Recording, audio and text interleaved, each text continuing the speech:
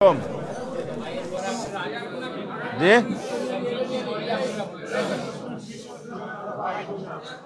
জি আসসালামু আলাইকুম। ঠিক আছে জি। সম্মানিত সাংবাদিক বন্ধুগণ, সবাইকে শুভেচ্ছা। আজকে আমরা সবাই জানি, আপনারাও জানেন, ঐক্যমত্য কমিশনের জুলাই সনদ বাস্তবায়নের উপায় এই বিষয়ের উপর আলোচনার জন্যই গত বৃহস্পতিবার যে আলোচনাটা শুরু হয়েছিল সেটার অসমাপ্ত আলোচনাটা সমাপ্ত করার জন্য আজকে আয়োজনটা ছিল। আজকের এই আলোচনার মধ্যে বড় অগ্রগতি হচ্ছে মাননীয় প্রধান উপদেষ্টা ঐক্যমত্য কমিশনের সভাপতি প্রিসাইড করেছেন এবং উনি আসাতে প্রথম দিন যখন আলোচনা উদ্বোধন করেছিলেন তিনি উপস্থিত ছিলেন। এরপরে কমিশনের সহসভাপতি ডক্টর প্রফেসর আলী রিয়াজ তিনি ধারাবাহিক আলোচনা করে গেছেন। আজকে আবার সভাপতি নিজে উপস্থিত থেকে সভাকে সমৃদ্ধ করেছেন। আমরা বাংলাদেশ জামায়াত ইসলামী ওনার উপস্থিতিতে আলোচনা হওয়াটাকে স্বাগত জানিয়েছি, কৃতজ্ঞতা জানিয়েছি এবং আমরা যে এখানে বসতে পেরেছি যাদের বদৌলতে, যাদের আত্মত্যাগের বদৌলতে শহীদদের প্রতি আমরা শ্রদ্ধা জানিয়েছি, স্মরণ করেছি। এটা দিয়ে আলোচনা শুরু হয়েছে। আলোচনার মধ্যে আমাদের যে বক্তব্য ছিল, আমরা অন্তর্বর্তীকালীন সরকারকে দায়িত্ব গ্রহণের পর থেকে সহযোগিতা দিয়েছি। কেন দিয়েছি এটা ব্যাখ্যা করেছি। আমরা জনগণের পক্ষ থেকে দেশের স্বার্থে সহযোগিতা দিয়েছি। এই জন্যেই ঐক্যমত্য কমিশন দায়িত্ব গ্রহণের পর জাতির কাছে প্রতিশ্রুতি দিয়েছিলেন সংস্কার করবেন, গণহত্যার বিচার করবেন, সুষ্ঠু গ্রহণযোগ্য নির্বাচন করবেন। এটাই ছিল এই বিপ্লব বা গণঅভ্যুত্থানের আকাঙ্ক্ষা। সে কমিটমেন্ট এবং আকাঙ্ক্ষা মিলে গেছে। আমরা জনগণের স্বার্থে পাশে দাঁড়িয়েছি, সহায়তা করে আসছি। আমরা বলেছি আজকের এই দিনেও আমরা একই প্রত্যাশা ব্যক্ত করছি যে আমরা যে সহায়তা অতীতে দিয়েছি আজকেও দিচ্ছি, আগামীতেও দেব। সেটা যদি বিপ্লবের আকাঙ্ক্ষা বাস্তবায়নের জন্যই সরকার কাজ করে। এখন ঐক্যমত্য কমিশন দুই পর্বে যে আলোচনায় 84টি বিষয়ে ঐক্যমত্য হয়েছে বা পৌঁছতে পেরেছে ডিসেন্ট সহ। ডিসেন্ট সহ যদি ঐক্যমত হয় তাহলে এটা একটা ঐক্যমত। যেমনটি আদালতে তিনজন যদি বেঞ্চে থাকে, একজন দ্বিমত করলে কিন্তু রায় হয়ে যায়, আরেকজন একটা অপিনিয়ন বা মতামত হিসেবে গণ্য হয়। এটার নামে হচ্ছে নোট অফ ডিসেন্ট। তো আমরা সেই দৃষ্টিকোণ থেকে তুলে ধরেছি, অর্থাৎ এটা বুঝিয়েছি যে জুলাই চার্টারটা কিন্তু 84টা বিষয় আমরা সবাই এক হয়েছি। সুতরাং জুলাই চার্টার প্রণয়নের ক্ষেত্রে আর কোনো ব্যারিয়ার নাই, এখানে আলোচনারও কিছু নাই। আলোচনার জায়গা হচ্ছে এটা কীভাবে বাস্তবায়ন হবে। বাস্তবায়নের ক্ষেত্রে আমরা বলেছি এটা স্বাক্ষরিত হবে, স্বাক্ষরিত হওয়ার এটা রাষ্ট্রীয় দলিল হিসাবে স্বীকৃত হবে।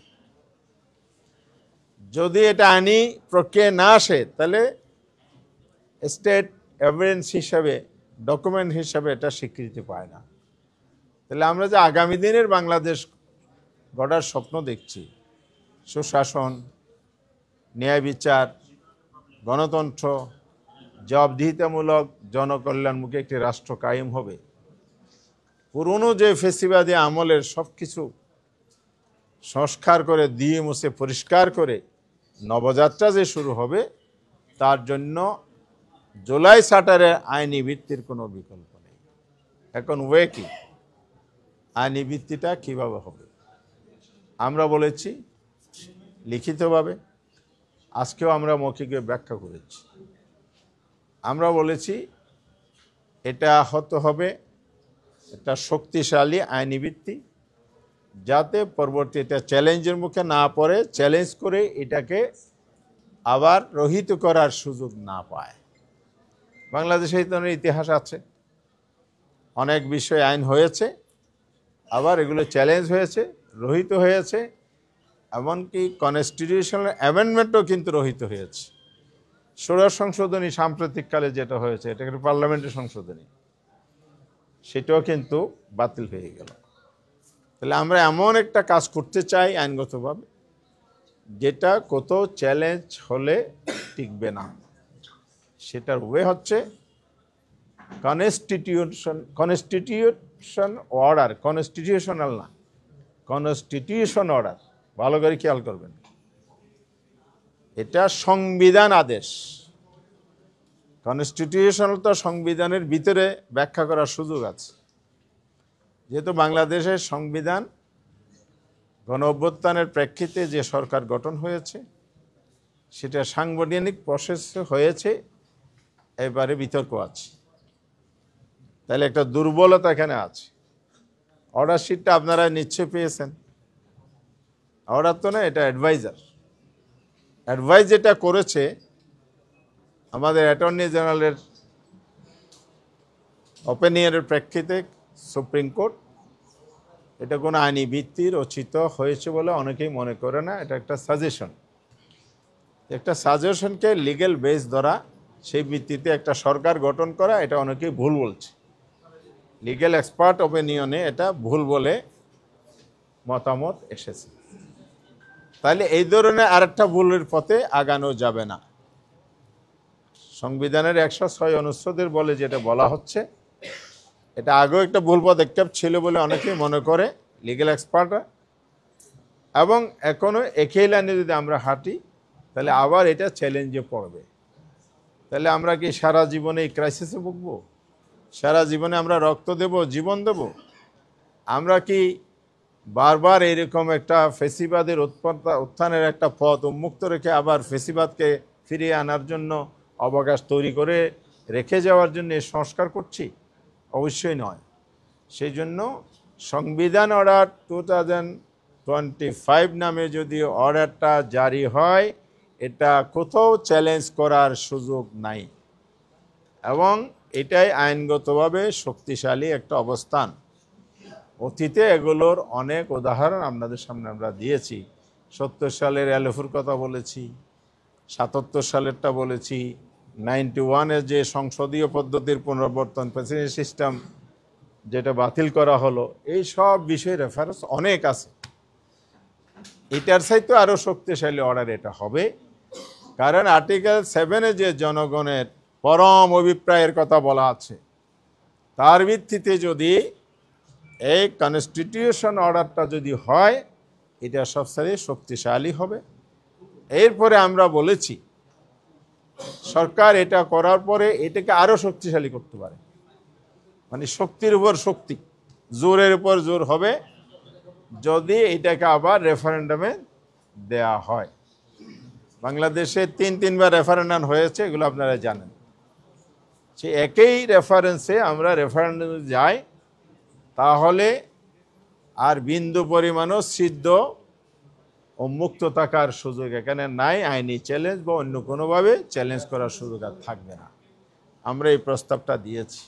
এবারে দ্বিমত যদি থাকে, ঐক্যমত কমিশন গঠিত হয়েছে তো ঐক্যমতে আনার জন্য, ঐক্যমত কমিশন এটা আলোচনা কন্টিনিউ করে সবাইকে একমত করতে পারে, কাছাকাছি আনতে পারে। যেমন 84টা তো হয়েছে ঐক্যমত, একই প্রক্রিয়া এখানেও বাস্তবায়ন প্রক্রিয়ার মধ্যে ঐক্যমতে আসতে পারে। সরকার নিতে পারে, সরকারে একটা পদক্ষেপ নিতে পারে। লিগ্যাল এক্সপার্ট ওপিনিয়ন ওরা নিয়েছেন, সেখানে বেটার অ্যান্ড বেটার, সবচাইতে উত্তম যেটা আমরা যেটা বলেছি সেই অপিনিয়নটা ওখান থেকেও আসছে। গভর্নমেন্টের এক্সপার্ট কমিটি কিন্তু এই ওপিনিয়ন দিয়েছে কনস্টিটিউশন অর্ডার যেটা আছে সেটা দিয়েছেন ওনারা। এরপরে আমি শেষ করছি, আমার শেষ হয়ে গেছে। এরপরে এই অর্ডারটা যদি কার্যকর হয়, গণভোটে যায়, তাহলে জনগণের কাছে কিন্তু চলে গেল। জনগণের কাছে চলে গেলে জনগণ এটা অ্যাকসেপ্ট করলে ওকে, আমাদের কোনো দ্বিমতের কারণ নাই, জনগণ ডিসাইড করেছে। আর যদি জনগণ গ্রহণ করে নিয়ে, তাহলে আমরা সেটা নিয়ে সামনে আগাবো। তাহলে আগামী দিনে যে একটা ক্রেডিবল ইলেকশন আমরা বলছি, আমরা যেটা সুষ্ঠু এবং ইতিহাসের রোষম্মুখ সেরা নির্বাচন বলছি, সবটাই সম্ভব হবে যদি জুলাই সনদের আইনি ভিত্তি দিয়ে সেই ভিত্তিতে নির্বাচন হয়। আমরা এটাও বলেছি আমরা ফেব্রুয়ারিতে নির্বাচন চাই, ফেব্রুয়ারি নির্বাচন হইতে হবে, জুলাই সনদের আইনি ভিত্তি রচনা করে তার ভিত্তিতে নির্বাচন করতে হবে, এটা আমরা বলেছি। আর নেক্সট আলোচনা হবে আগামী বুধবারে, তখন হয়তো আরো আলোচনা হবে। সাংবিধানিক অর্ডারের কথা বলি, তো আপনারা কমিশনকে যে প্রস্তাব পাঠিয়েছেন জুলাই চার্টার ইমপ্লিমেন্টেশনে, সেখানে আপনারা একটা কথা বলেছেন যে এফিডেভিট করা এবং ওথ নিতে হবে, শপথ নিতে হবে যে জুলাই চার্টারের ইমপ্লিমেন্টেশন প্রক্রিয়াটা অবশ্যই মানতে হবে। আরেকটা জায়গায় আপনারা বলেছেন যে যদি কেউ এটা মানতে অস্বীকৃতি জানায় তাহলে তারা নির্বাচনে অংশগ্রহণ ক্ষেত্রে ডিসকোয়ালিফাই হবে। দেখেন নিচে আরেকটা প্রশ্ন আমি শেষ করি, আরেকটা আপনারা বলেছেন যে যদি কেউ এটার বিরুদ্ধে ক্যাম্পেইন করে তাহলে সেই ক্ষেত্রে সেডিশন চার্জ। তাহলে আপনাদের যে এই প্রস্তাবটা, এটা তো আপনি তো কাউকে ফোর্স করে, আপনি ডেমোক্রেসির কথা বলবেন, এই তো বুঝছি আমি, আপনার পয়েন্ট বুঝে গেছেন, তো উত্তর দিতে চাচ্ছিলাম। এটার সাথে একটু যোগ করি, সেটা হচ্ছে যে আপনারা এতদিন খুব স্টাক ছিলেন রেফারেন্ডাম এবং এই সনদের ভিত্তিতে নির্বাচন, এই জায়গা থেকে আপনারা একেবারে সরে নেই। আজকে আপনি বললেন, সকালেও বলেছেন, এখনো বললেন যে সাংবিধানিক অর্ডারের মাধ্যমে আপনারা এটা বাস্তবায়ন আপনারা মেনে নেবেন। বিএনপিও দেখলাম যে কিছু জায়গা থেকে সরে এসে তারা আপনারা সুপ্রিম কোর্টের কথা বলবেন। তাহলে কি আপনারা কোনো এই নিয়ে কোনো একটা একমতে পৌঁছাতে পারবেন? জি ধন্যবাদ। আগে ওনারটা জবাব দিই। আমরা যে প্রস্তাবটা দিয়েছি সেটা হলো জুলাই স্পিরিটকে ধারণ করার দৃষ্টিভঙ্গিতে দিয়েছি। আপনি কি জুলাইকে ধারণ না করেন তাহলে আপনি তো ফ্যাসিবাদের পক্ষে গেছেন, অপব্যাখ্যার সুযোগ নাই। আমরা রিটেন দিয়েছি, একেবারে স্পষ্ট আছে। সেই জন্য আমরা বলেছি যে আগামী দিনে যারা বাংলাদেশে রাজনীতি করবেন, একটা নতুন ধারা নতুন ব্যবস্থার অধীনে রাজনীতিটা করতে হবে, তার একটা পার্ট হিসেবে আমরা প্রস্তাবটা দিয়েছি। জি, আর ওনার ছিল হ্যাঁ সরে আসা, এখানে না আসার বিষয় না, একেবারে স্বচ্ছভাবে কথাগুলো আসছে। ওনারা ওনাদের মত দিয়েছে, আমরা আমাদের মত দিয়েছি। এই আলোচনার জন্য আবার বুধবারে আমরা বসবো, তখন তো কাছাকাছি আসার জন্য আরো উপায়ও বের হতে পারে। সুতরাং না, সাংবিধানিক অর্ডার আমাদের প্রস্তাব মেনে নেওয়ার কি আছে, এটা তো আমাদের প্রস্তাব। জি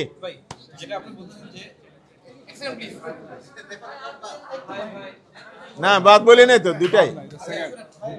জুলাই সনদ যদি না মানে, এটা তো রাজনৈতিক দৃষ্টিভঙ্গির বিষয়। এইজন্য কাউকে কি রাজনীতি থেকে ডিসকোয়ালিফাই, জুলাই সনদ এখন রাজনৈতিক দৃষ্টিভঙ্গি নয়, তাহলে এটার জন্য এটা গণ আকাঙ্ক্ষা। এটাকে কাউকে রাষ্ট্রদ্রোহী বলা যায় কিনা? আচ্ছা, তাহলে সেই ক্ষেত্রে আরেকটা বিতর্ক আসবে যে 71 মানবে না, সে কিভাবে ইলেকশন করবে? তো এই ক্ষেত্রে তো এফিডেভিট নিতে হবে। শুনেন, আমরা একটা ফেসিবাদের দিকে ফিরে যাচ্ছি না। আচ্ছা, মানতেই হবে কাউকে, জোর করানো আমরা মানতেই হবে বলতে বাংলাদেশের আইনানুগ প্রক্রিয়া, সাংবিধানিক প্রসেসে পলিটিক্স করি আসছি আমরা। দেশটা ৭২-এর সংবিধান দ্বারা চলেছে, অ্যামেন্ডমেন্ট হয়েছে নানাভাবে। এখন প্রেক্ষাপট যখন তৈরি হয়, বাংলাদেশের স্বাধীনতা যুদ্ধ আমাদের একটা অর্জন, আমরা বারবার বলেছি। বাংলাদেশকে মেনে নিয়েই কিন্তু সবাই রাজনীতি করছে, আমরাও তাই। সুতরাং এখানে এই পিছনের কথা আর টানার কোনো সুযোগ নাই। ওটা না মানলে বাংলাদেশকে তো অস্বীকার হয়ে যাবে।